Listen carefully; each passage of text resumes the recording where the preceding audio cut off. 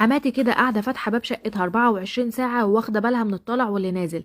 بنوته بعت مشكلتها وبتقول: انا ساكنه كده فوق حماتي ومحدش في البيت خالص الا انا وهي وجوزي. جوزي بيروح الشغل ودي بتصحى من النوم تفطر تفتح باب الشقه وتفضل قاعده. لو حد طلع لي، لو مين اللي طلع لي لازم تساله طالع ليه ومعاك ايه وجايب ايه. يعني لو حتى بعت اشتري طلب ما ينفعش حاجه تجيلي كده في الخباثه، لازم تسال اللي مطلعها طالع ليه وجايب ايه ومعاك ايه وبكام وخدت فلوسها ولا لما ابني يجي هيحاسبك. بصوا كل الاستفسارات. المهم انا بنت اختي اتصلت بيا وقالت لي ان هي هتيجي تقعد معايا شويه. هي شابه كده انسه يعني لذيذه. بحب لما تيجي ان انا ابعت اجيب بقى شويه حاجات من بره، مسليات، حاجات اجهزها كده على ما هي تيجي.